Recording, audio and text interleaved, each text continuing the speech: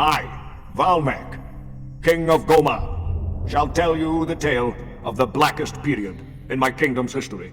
It all began when my eldest son fell tragically to his death at a hunt I had organized for his birthday. Overcome with grief, my wife Antia and my youngest son, Phileas, were prepared to try anything to bring him back.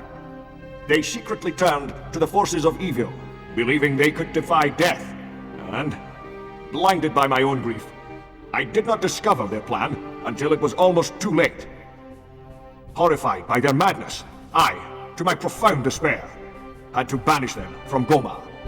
It was only several years later, when Phileas returned to the castle, that I finally grasped the extent of the turmoil which was to follow this tragedy.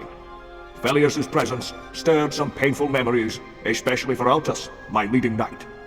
My people informed me directly. After the funeral vigil, Phileas had taken my dear Sedan's remains to Antia's chambers. Intrigued by this act, I decided to visit the Queen, accompanied by my chief swordsman, Melchior, father of Altus. It was thus that I discovered my wife's dark intentions. And so it was that Melchior perished before his son's innocent eyes. I'd hoped Phileas would have come to his senses, but he was more determined than ever to get Sedan's body. Forgiveness was impossible, and yet again, I was forced to drive him from Goma. He looked at me with an evil eye, and swore he would see to my downfall.